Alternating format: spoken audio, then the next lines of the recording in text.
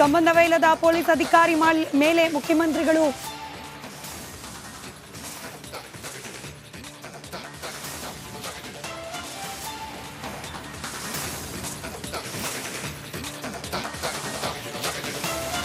ವೇದಿಕೆ ಮೇಲಿದ್ದ ಅಧಿಕಾರಿಗಳ ಮೇಲೆ ಮುಖ್ಯಮಂತ್ರಿಗಳು ಗರಂ ಆಗಿದ್ದಾರೆ. ಧಾರವಾಡ ಎಸ್ಪಿ ನಾರಾಯಣ ವರಮನಿ ಮೇಲೆ ಮುಖ್ಯಮಂತ್ರಿಗಳು ಸಿಟ್ಟುಗೊಂಡಿದ್ದಾರೆ. ವೇದಿಕೆ ಬಂದೋಬಸ್ತ್ಗೆ ನಿಯೋಜನೆಗೊಂಡಿದ್ರು ಎಸ್ಪಿ ವರಮನಿ. ವೇದಿಕೆ ಮೇಲಿದ್ದ ಅಧಿಕಾರಿ ಮೇಲೆ ಕೈ ಮಾಡೋಕ್ ಮುಂದಾಗಿದ್ದಾರೆ ಸಿಎಂ. ಇದಕ್ಕೆ ಪೂರ್ವಕವಾಗಿ ದೃಶ್ಯಗಳು ಕಾಣೋಕ್ ಸಿಗ್ತಾ ಇದೆ. ಏನ್ ಮಾಡ್ತಾ ಇದ್ದೀರಿ ನೀವು? ಬರ ಹೇಳಿ, ಯಾವನವನು ಎಸ್ಪಿ?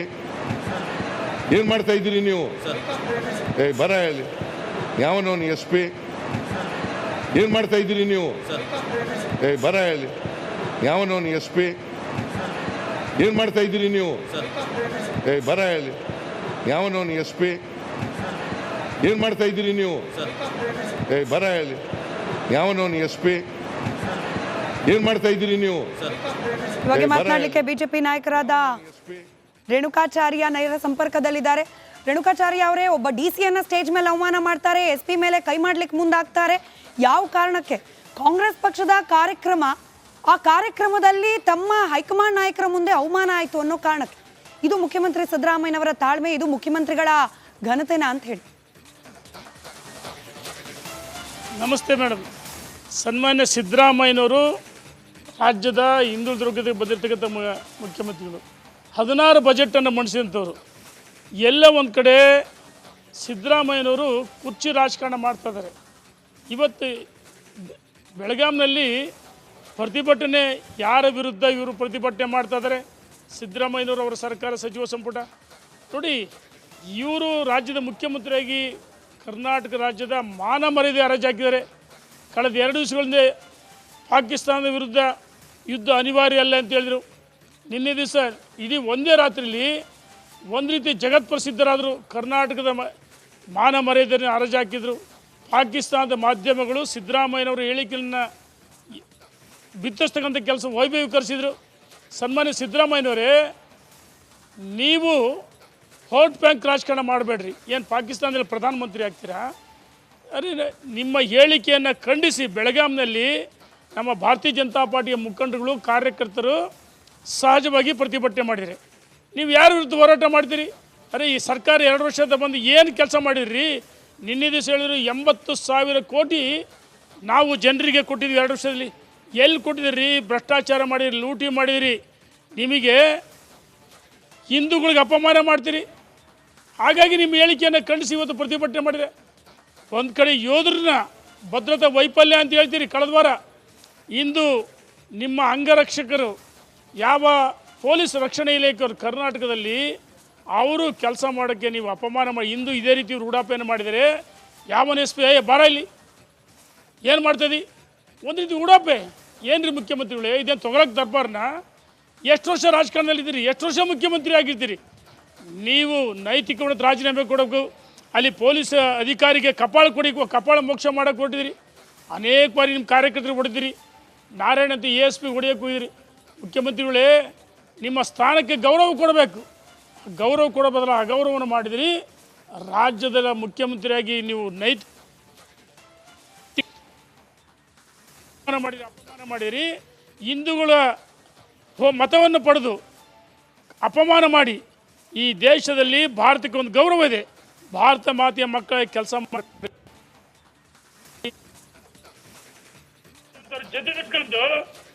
ಎಲ್ಲ ಒಂದು ಕಡೆ ಸಂಪರ್ಕ ಸರಿಯಾಗಿ ಸಾಧ್ಯವಾಗ್ತಾ ಇಲ್ಲ. ಎನಿವೆ, ಧನ್ಯವಾದ ರೇಣುಕಾಚಾರ್ಯ ಅವರೇ ರಿಪಬ್ಲಿಕ್ ಜೊತೆ ಮಾತನಾಡಿದ್ದಕ್ಕೆ. ಬಿಜೆಪಿ ನಾಯಕರು, ಶಾಸಕರು ಅಭಯ್ ಪಾಟೀಲ್ ನಮ್ಮ ಜೊತೆ ದೂರವಾಣಿ ಸಂಪರ್ಕದಲ್ಲಿದ್ದಾರೆ. ಸರ್ ನಮಸ್ಕಾರ. ನಮಸ್ಕಾರ. ಪಾಕಿಸ್ತಾನ ಜೊತೆ ಯುದ್ಧ ಬೇಡ ಅನ್ನೋ ಹೇಳಿಕೆ, ಅದನ್ನ ಖಂಡಿಸಿ ಪ್ರತಿಭಟನೆ. ಈ ಕೋಪ ಒಬ್ಬ ASP ಮೇಲೆ ಕೈ ಮಾಡೋ ಮಟ್ಟಕ್ಕೆ ತೆಗೆದುಕೊಂಡು ಹೋಗುತ್ತೆ. ಮುಖ್ಯಮಂತ್ರಿಗಳಿಗೆ ಏನು ಹೇಳ್ತೀರಿ? ಮುಖ್ಯಮಂತ್ರಿಗಳು ಮಾನಸಿಕ ಸೀಮಿತವನ್ನ ಕಳ್ಕೊಂಡಾರ. ಅವರು ಪಾಕಿಸ್ತಾನ ಜೊತೆ ಯುದ್ಧ ಬೇಡ ಅಂತ ಹೇಳ್ತಾರ.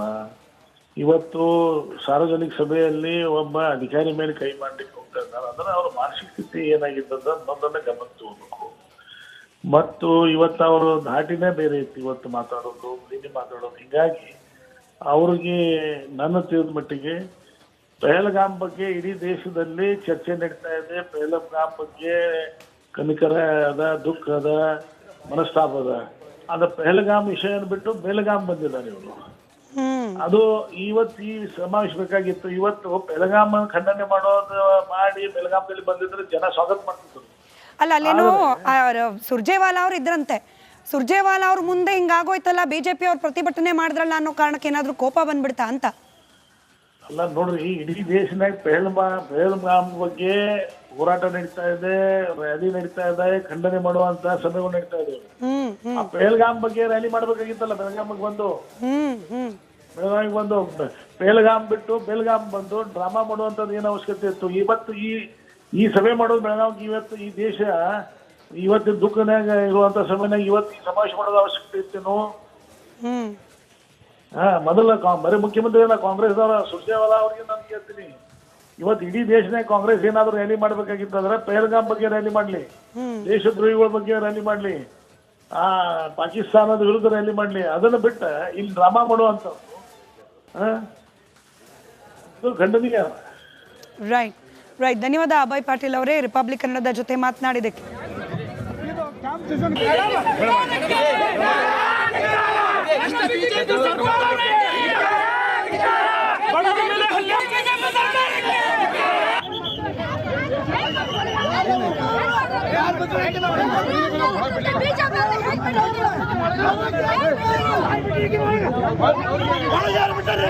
ಯಾರು ಬಿಟ್ರಿ ಒಳಗೆ ಯಾಕೆ ಬಿಟ್ರಿ ಅವ್ರನ್ನ?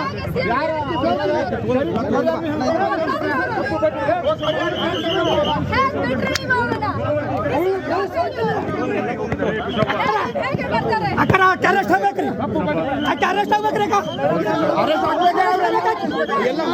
ಅರೆಸ್ಟ್ ಆಗ್ಬೇಕ್ರಿ.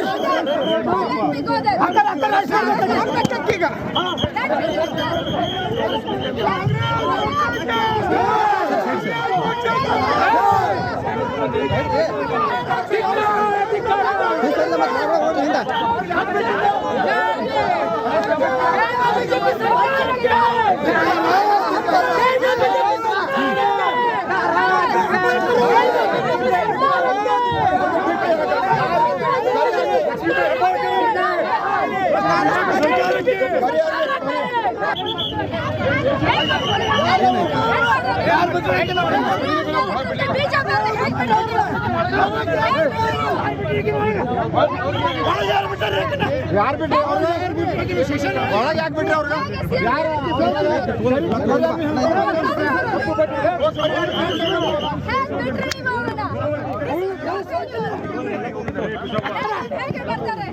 ಅರೆಸ್ಟ್ ಆಗ್ಬೇಕ್ರಿ, ಅರೆಸ್ಟ್ ಆಗ್ಬೇಕ್ರಿ.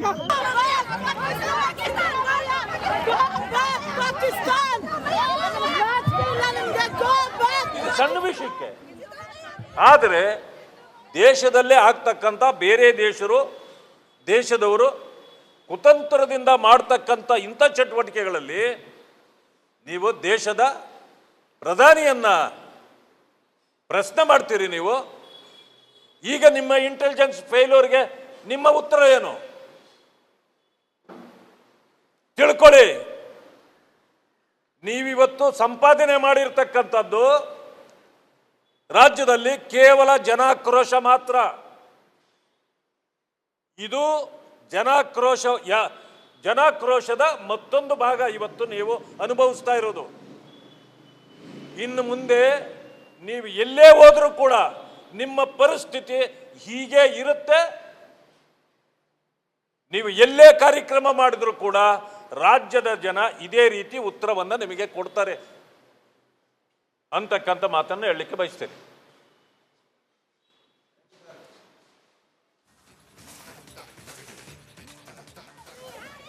ನಮ್ಮ ಜೊತೆಗೆ ಮಾತಾಡೋದಕ್ಕೆ ಈಗ ಮಾಜಿ ಶಾಸಕರು ಸಂಜಯ್ ಪಾಟೀಲ್ ಅವರು ಫೋನ್ ಸಂಪರ್ಕಿಸಿದ್ದಾರೆ. ಸರ್ ನಮಸ್ಕಾರ.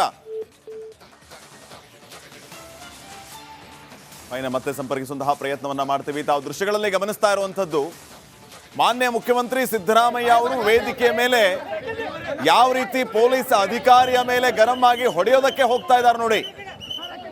ಒಂದ್ ಕಡೆ ಬಿಜೆಪಿಯ ಕಾರ್ಯಕರ್ತರು ಕಪ್ಪು ಬಟ್ಟೆಯನ್ನ ಪ್ರದರ್ಶನ ಮಾಡ್ತಾ ಇರೋದು ಕಾಂಗ್ರೆಸ್ಸಿಗರ ಆಕ್ರೋಶಕ್ಕೆ ಕಾರಣ ಆಗಿದೆ.